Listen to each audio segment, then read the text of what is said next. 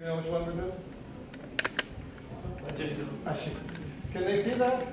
There's the stuff on the side. Yeah. The reason we're going to sing this song is because this prayer by Govinda Das Kaviraj, who was a second generation after Lord Chaitanya, associated with Lord Chaitanya, is because in the last verse it has the 9 principal processes of Bhakti Yoga. And for the next 9 weeks after today, we're going to focus on those 9 principles. One principle, one practice of Bhakti Yoga each week. So I thought this would be an appropriate prayer to sing because it includes that. And is it large enough to follow? I don't know. It doesn't look large enough to me. Because if you have yeah, that's better, much better. Okay. So.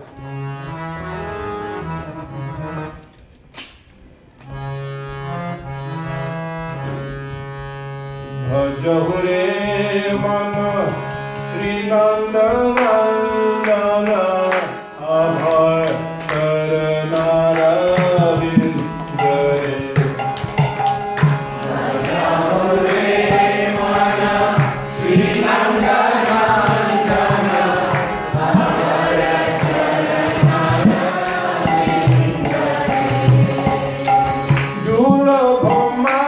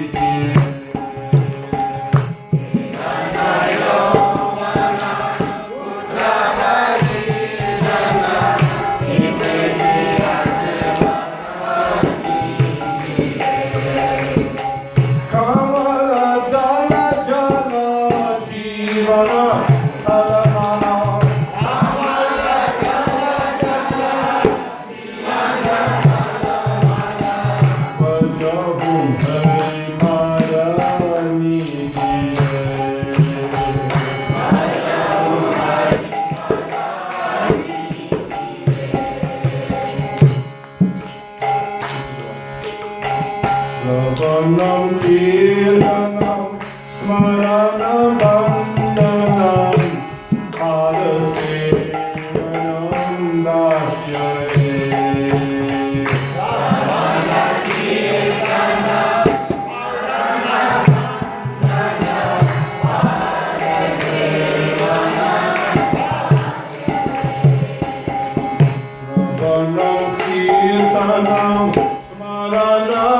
Bandhanam Adaseva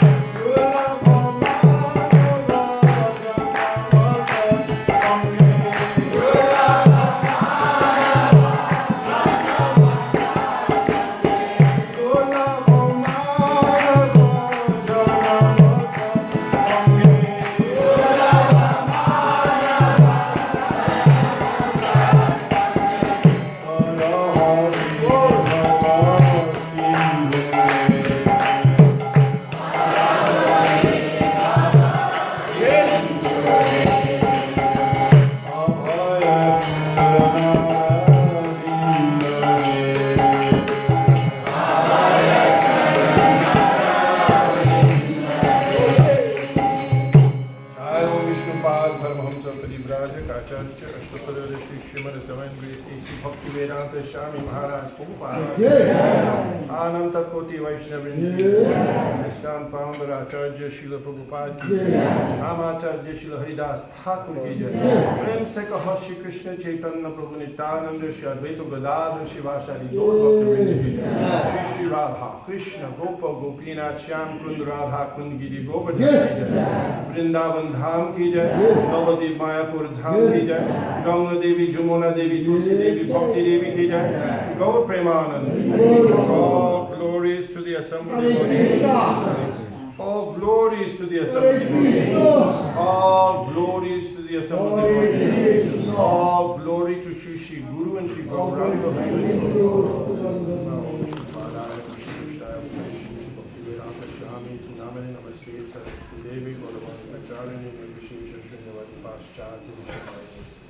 Om Namo Bhagavate Vasudevaya. Om Namo Bhagavate Vasudevaya. Om Namo Bhagavate Vasudevaya. Om Namo Bhagavate Vasudevaya. Om Namo Bhagavate Vasudevaya. Om Namo Bhagavate Vasudevaya. We're going to speak today about Bhakti. What is it? What is Bhakti? And the 9 processes of devotional service. We're going to introduce that topic. So everybody here knows what Bhakti is, right? Yes. Well, there's a definition of Bhakti is given by our previous Acharya in our spiritual master in the line of disciplic succession. The Hare Krishna movement is coming from Lord Brahma. Then after Lord Brahma is Narad Muni, right? Narad Muni, then Vyasa, then Madhvacharya, down to Lord Chaitanya, and Srila Prabhupada. So in that line, this is the definition of Bhakti Yoga given by Narad Muni in the Narad Pancharatra. Sarvopari Vinirmuktam. Sarvopari Vinirmuktam. Tatparatvena Nirmalam. Tatparatvena Nirmalam. Rishikena Rishikesha. Rishikena Rishikesha. Sevanam Bhaktiruchyate. Sevanam Bhaktiruchyate. Okay. Translation. Bhakti, or devotional service, Bhakti or devotional service means engaging all of our senses in the service of the Lord, the Supreme Personality of Godhead, the master of all the senses. When the spirit soul renders service unto the Supreme, there are 2 side effects. One is freed from all material designations, and one's senses are purified simply by being employed in the service of the Lord. Om Jnana Timirandasya Gyananjana Shalakaya Chakshuramitam Jena Tasmai Shri Gurave Namaha. Nama Om Vishnupadaya Krishna Krishnaya Bhutale Srimati Bhakti Vedanta Swami Namane. Namaste Saraswati Deve Gauravani Pracharani Nirvishesha Shunyavani Paschacharya Shatani. Jai Shri Krishna Chaitanya Prabhu Nityananda Shri Advaita Gadadhar Shivasari Gaur Bhaktivinoda. Hare Krishna, Krishna Krishna, Hare Hare. Hare Rama, Rama Rama, Hare Hare. So in your own words, let me take that down. In your own words, what was the definition of Bhakti? Very good. Loving devotional service? Yes. Engaging all the senses in service of the Lord. The master of the senses. Rishikesha, Rishikena, Sevanam, Bhakti Vichita. Yeah. Very good, very good. Yeah. So this is Narada Muni's definition of Bhakti. We're starting up because we're going to say, what is Bhakti? People talk about Bhakti all the time. Some of the people talk about Bhakti to their nation, to their family, to their various demigods. None of that is really Bhakti. Yeah. Bhakti is here, it's described by Narada. Narada is telling, we all have senses, and those senses, usually they're engaged in satisfying the body, right? The body has senses. And because of that, we because the senses are engaged primarily in the satisfaction of the body, it reinforces the belief or the consciousness that we are the body. You agree? So we're Indian American, fat, thin, male, woman, intelligent, not intelligent. You know, a certain socioeconomic status, certain talents we have. All these things are in this verse. It's sarva upadi. Upadi means all these things are external designations that really don't pertain to the real self. But devotional service is something that's intrinsic and intrinsic to each one of us. It's our natural function, a natural state of being. Therefore, Lord Chaitanya says, Nitya Siddha Krishna Bhakti Sadhya Kabunoi Shravanadi Shuddha Chitte Korya Udoy. That the pure devotional service is there already within your heart. And by chanting and hearing about Krishna, that it comes out. It comes out. So, bhakti means senses are engaged in the master of the senses. And the example that's often given, it's given in Srimad Bhagavatam, is just like the finger serves the whole by giving food to the stomach, right? So the finger being part and parcel of the body serves the whole body by giving food to the stomach. You could try to give the food to the ear, but it doesn't work. You have to go through the mouth into the stomach. So it's this process of bhakti, it's reviving our natural, eternal relationship with God. Now sometimes people say, example is better than precept. Have you heard that before? You've heard it. Okay. All right. So a very simple example that Srila Prabhupada gives is, do we have that picture of the king in the skies? There we go. See, here we have. Some subjects came to a king, okay? And the king was feeling very charitable and magnanimous that day. So he said, yeah, I'll give you whatever you want. You ask for any boon, give any boon. So what's one guy said, give me a new computer. Oh, right. A new iPhone. Another guy said, I want a new house. Another said, I want a new car. Right. So, but one of the people who came was very smart. And you know what he said? He said, I want to be your friend. I want to be your friend. Huh? So, you know, the other guys, they got their stuff, right? They got their iPhones and their beautiful wife or like that.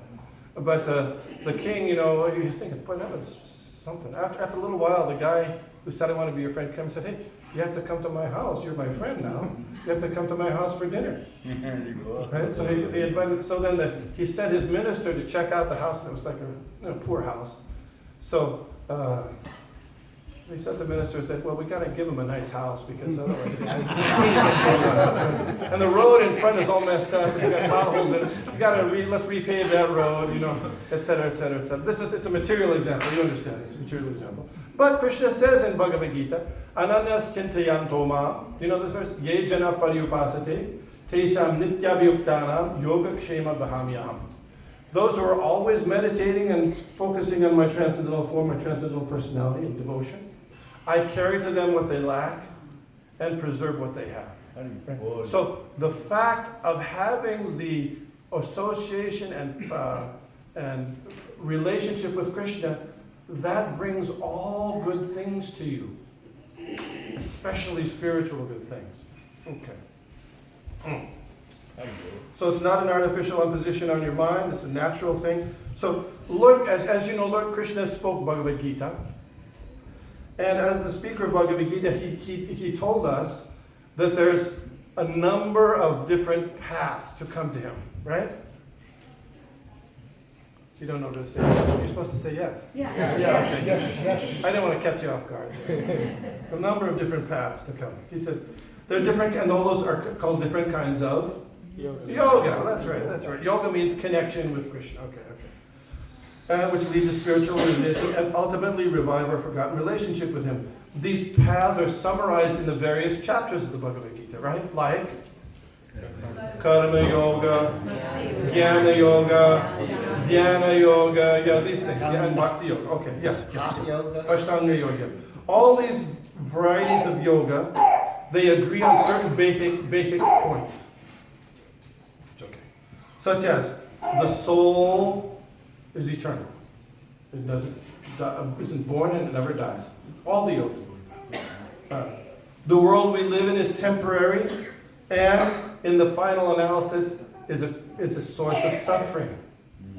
All the yogas, not just bhakti, all this. Dukkhalayam,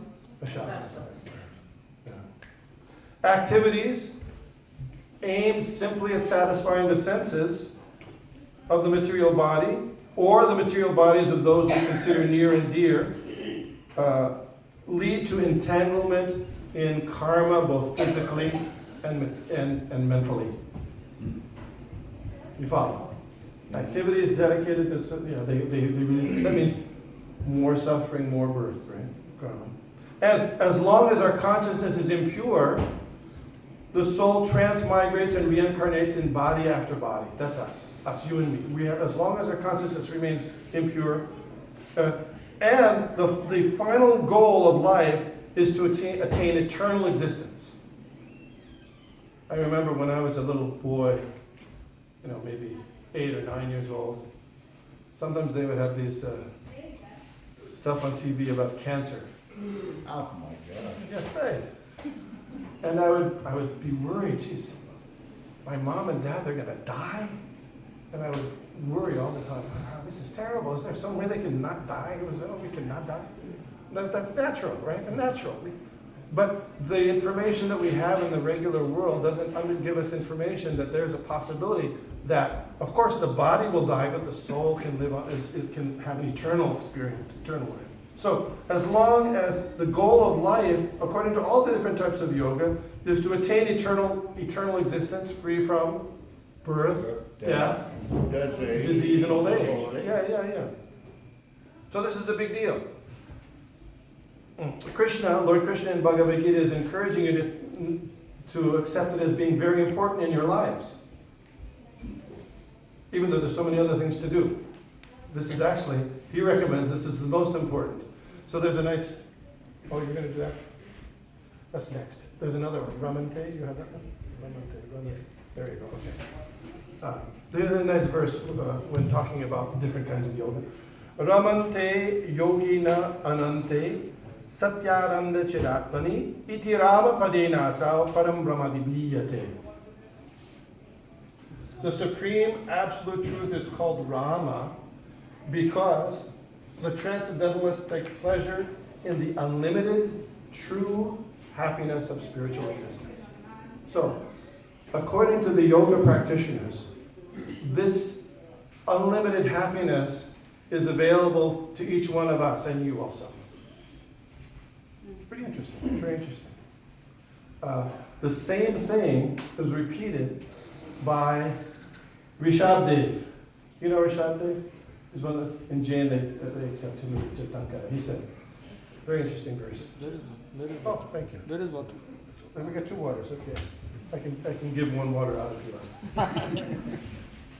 Nayam deho dehaba janmi loke kashtam kaman arhati vid bhujange. You know this one? Tapo devyam bhurtakarena jasmat satyam brahma sokyam tvanantam. Our life is not meant to be spent simply going around trying to satisfy our bodies. That kind of activity is there also in the Hugs and very blunt talking. You know who he was talking to in this case? He was talking to his kids. And sometimes when you talk to your kids, you got to be a little tough. Is that what you experience sometimes? Parents sometimes know that. You have to be a little tough.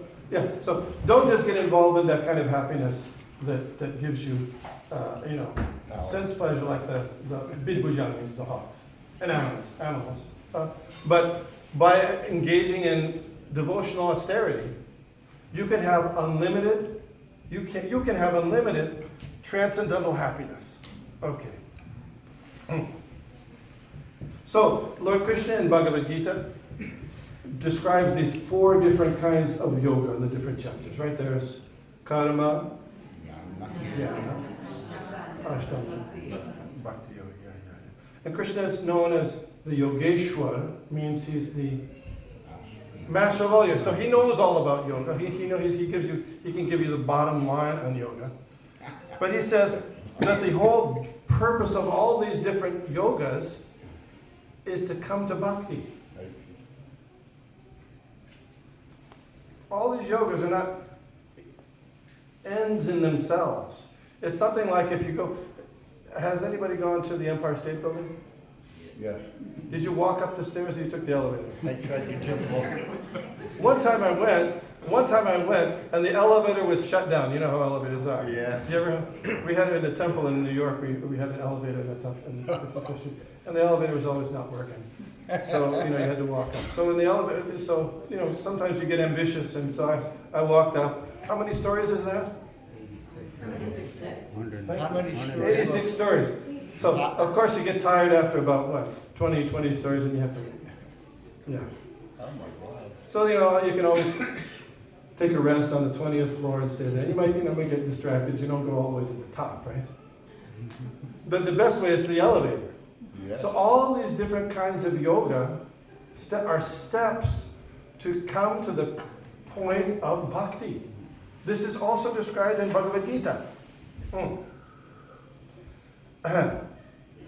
The Lord declares that the practice of bhakti yoga alone will help you achieve the ultimate goal of life.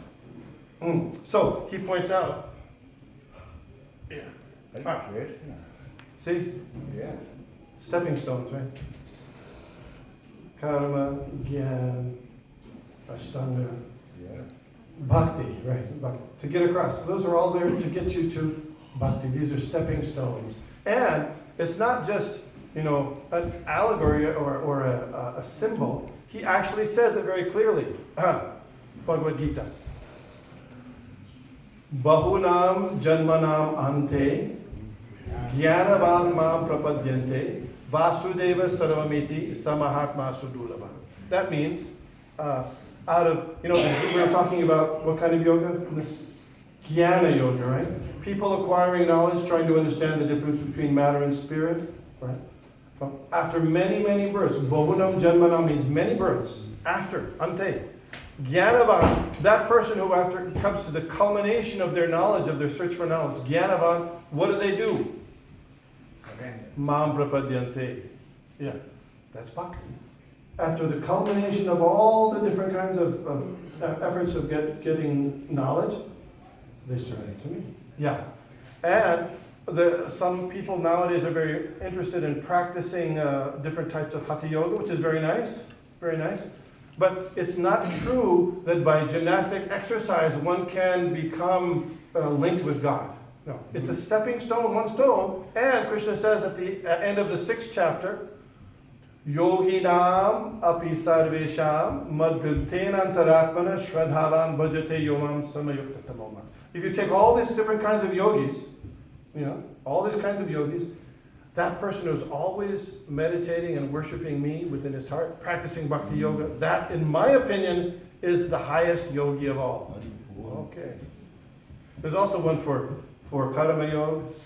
In karma yoga, what people do is there's an idea of offering your work or something to God, but there's a vague conception of who God is.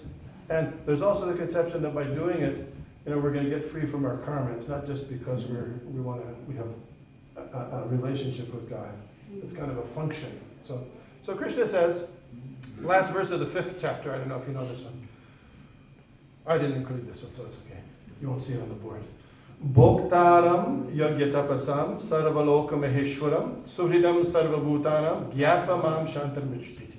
He says, Bhokta, I am the enjoyer of all sacrifices and austerities. In Karma Yoga, this is what you do. You do some sacrifice and you do some austerities. Bhoktaram yagyatapasam sarvaloka maheshwaram, and the Supreme Lord of all the planets and demigods thereon. Sometimes people like to think that there's the Vaishnavas and the Shivites, and they think that something they're equal. But Krishna, and so therefore they call Lord Shiva Mahesh, isn't it? Isn't it? But here Krishna says, Sarvaloka Maheshwara, I'm the Lord of all Mahesh. Now there's no doubt that Lord Shiva is a great devotee. No aspersions, but he is subordinate to the Supreme Personality of Godhead, according to Bhagavad Gita, if you go by Bhagavad Gita. Yeah. Sarvaloka Maheshwaram and Suhridam Sarvabhutana. I'm the intimate, close, buddy, friend, real friend. Suhridam means sometimes your friend, when you have a friend and you do something wrong, they kind of look the other way or they kind of indulge you a little bit. But Krishna is a real friend. He says, yeah, come on.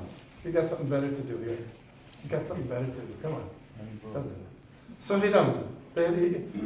So he wants you to do something better for your eternal happiness. Suhridam sarvabhutanam gyadvaman shanti. If you understand this, then you can become happy and peaceful in life. Okay.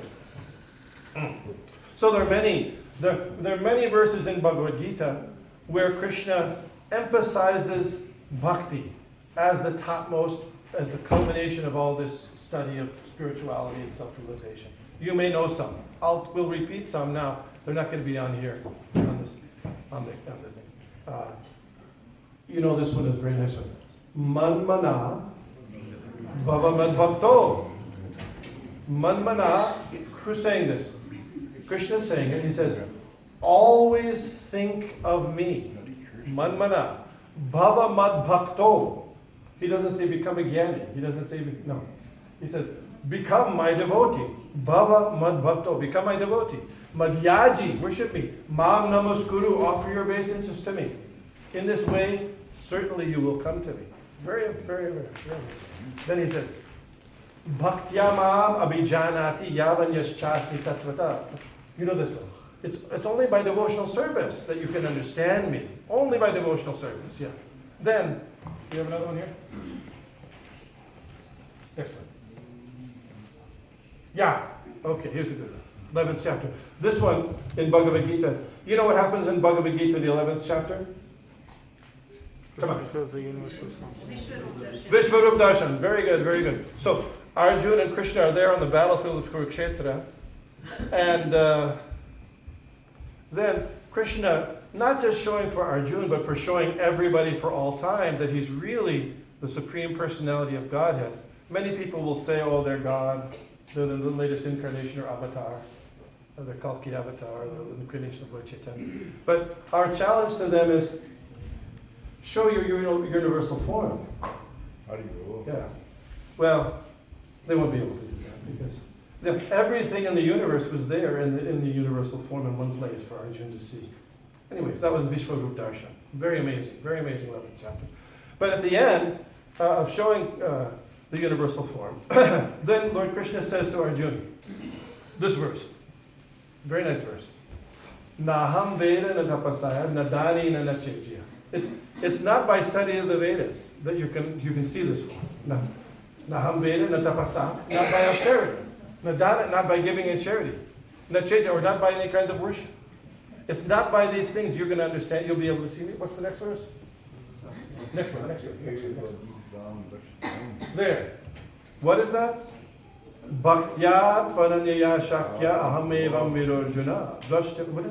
Gatam dushtam chatadvena praveshtam chat parantapa. Can you read the translation, please? My dear Arjuna, only by undivided devotional service can I be understood as I am, standing before you, and can thus be seen directly.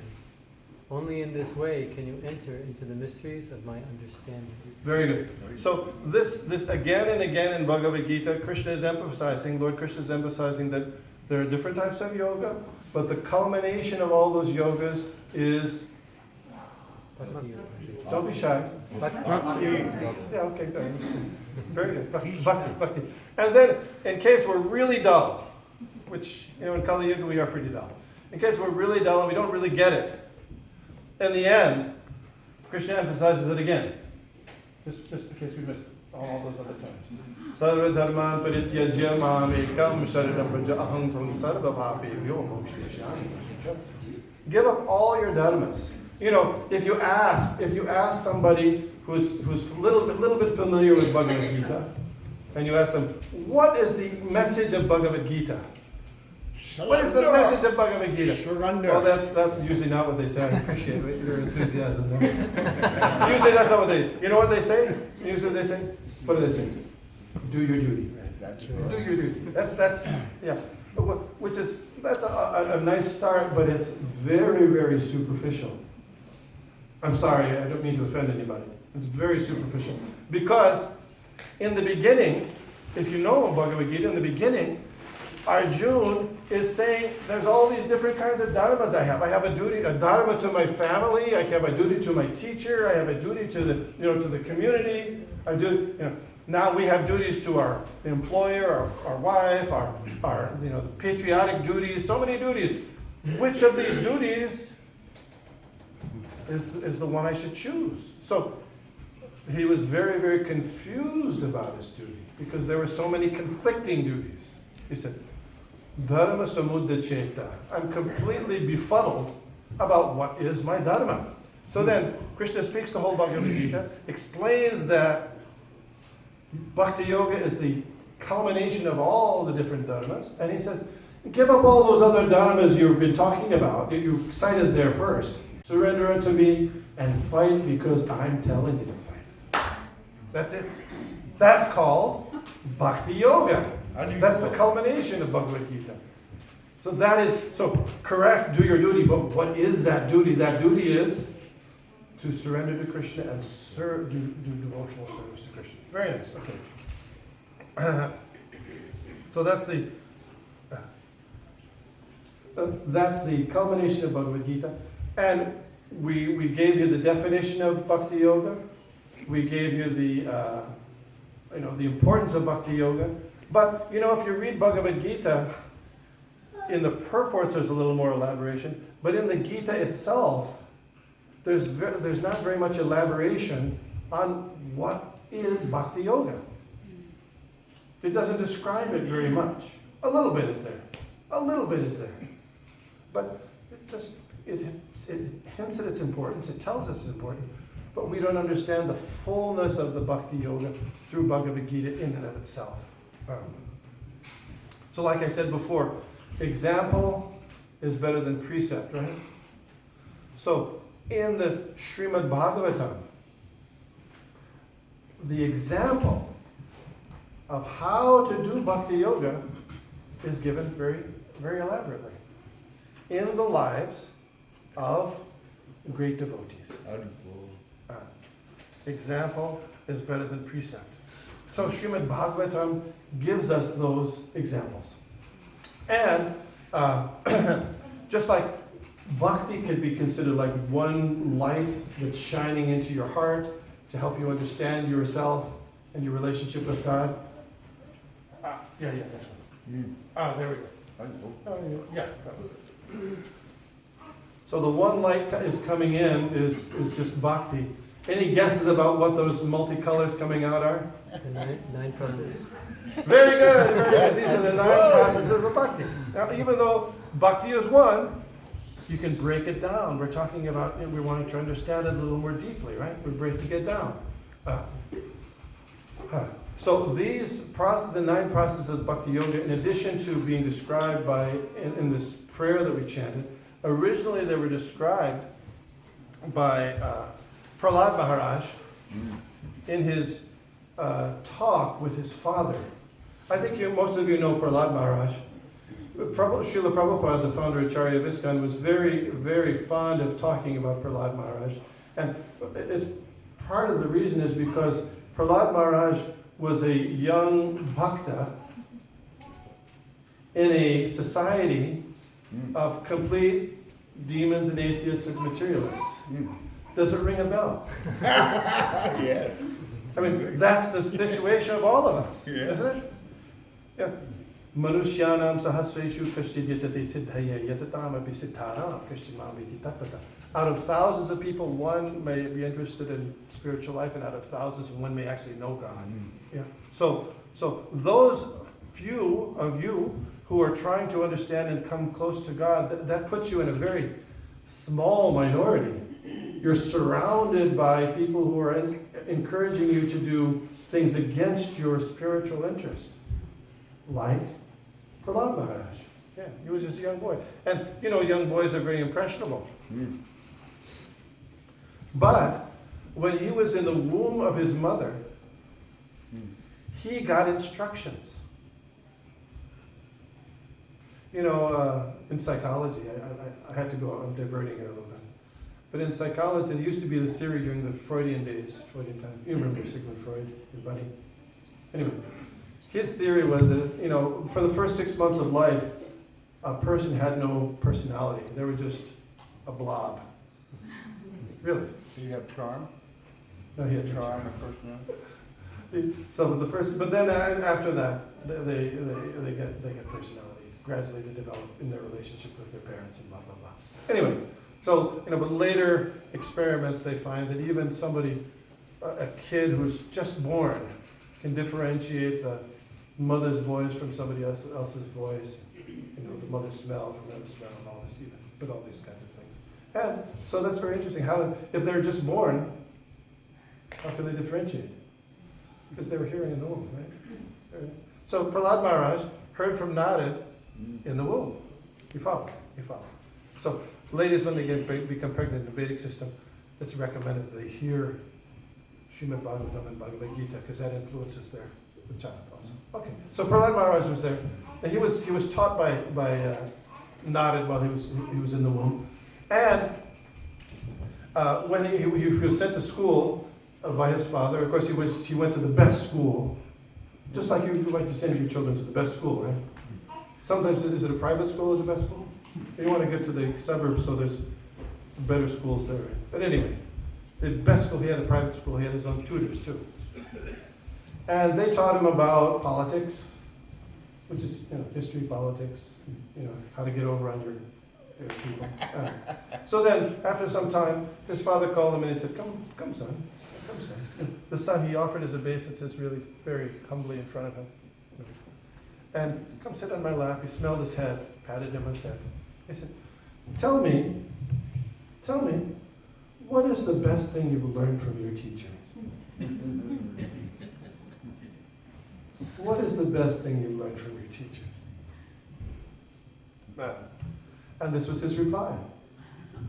This was Prahlad Maharaj's reply. Shravanam kirtanam Vishnu, smaranam padasevanam, archanam bandhanam dasyam, sakyam atmani vedanam. Iti purusharpita Vishnu, bhaktischin navalakshana, kriyate bhagavat yadha, tanmanye hitamuttamam. So, Prahlad, we'll do the translation here. Prahlad Maharaj said, hearing and chanting about the transcendental holy name, form, qualities, paraphernalia, and pastimes of Lord Vishnu, remembering them, serving the lotus feet of the Lord. Actually, this order of these 9 processes of devotional service are slightly different than in the prayer that we sang. But the first 2 are always the same. The first 2 are Shravanam and Kirtanam. Shravanam, those are always the same. And the last 2 are always the same, which is Sakyam Atmani Vedanam. The first 7 are for Vidimar. The last 2 are for special ecstatic, when you become very advanced. Sakyam Atmani Vedanam. So anyway, but in the middle there's it's actually Shravanam, Kirtanam, then Vishnu Smaranam. Those 3 are always the same, but there's a little change in the middle. But it's okay. Those 3 don't matter in terms of the order. Shravanam, Kirtanam, Vishnu Smaranam. Okay. Prahlad Maharaj said, hearing and chanting about the transcendental holy name, form, qualities, paraphernalia, and pastimes of Lord Vishnu, remembering them, serving the lotus feet of the Lord, offering the Lord respectful worship with 16 types of paraphernalia, offering prayers to the Lord, becoming his servant, considering the Lord one's best friend and surrendering everything to him. In other words, serving him with body, mind, and words. These 9 processes are accepted as pure devotional service. One who has dedicated his life to the service of Krishna through these 9 methods should be understood to be the most learned person, for he has acquired complete knowledge. 9 kinds of devotional service. So what we're going to do in this series of lectures, I'm just kicking it off today as an introduction today, is we're going to take each one of the processes of devotional service and explain it in detail for full understanding.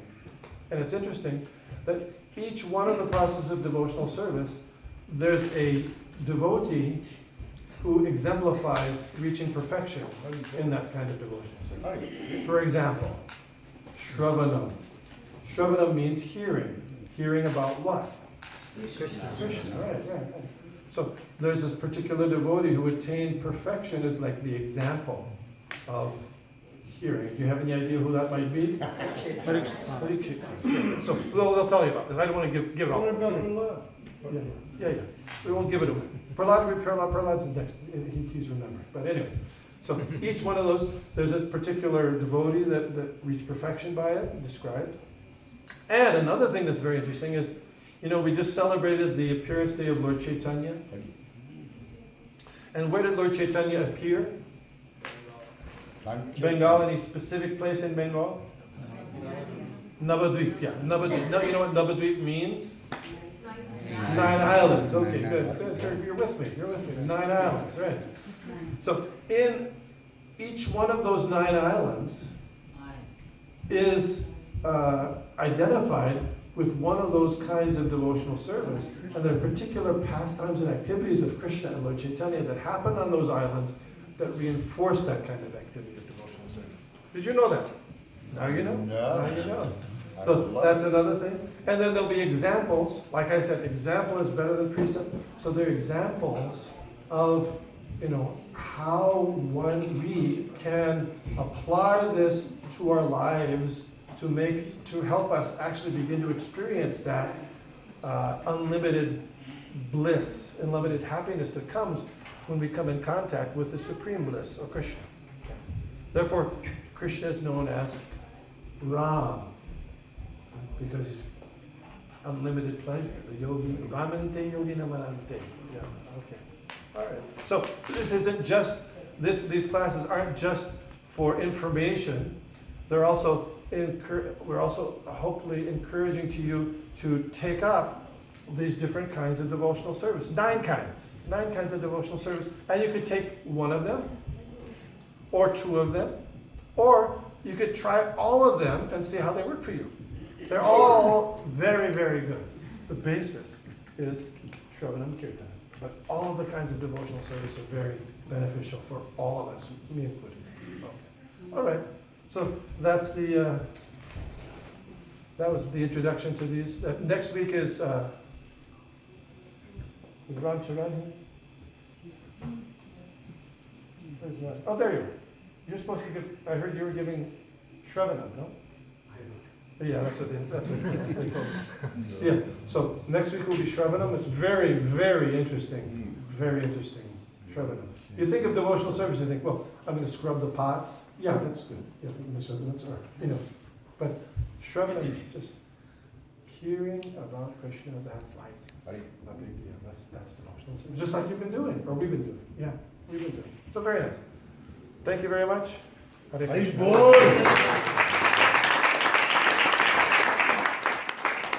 Yes. Just a quick comment, Comment. for your class. I've always been informed that the Shravanam Kirtanam, they are singularly the most important of the 9 processes because they can be executed while we're engaging in all of the other processes. So it's kind of ongoing throughout the 9 processes. Yes, it sounds good. Very good. Very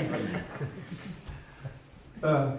We were saying that verse we quoted from Nitya Siddha Krishna. Sometimes it's with Krishna's prema, and sometimes it's Krishna Bhakti. Nitya Siddha Krishna Bhakti.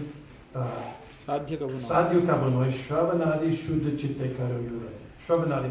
And that Bhakti comes out by the hearing and chanting process. And if you want to know what to chant, you got to have heard before. So it goes hearing and chanting.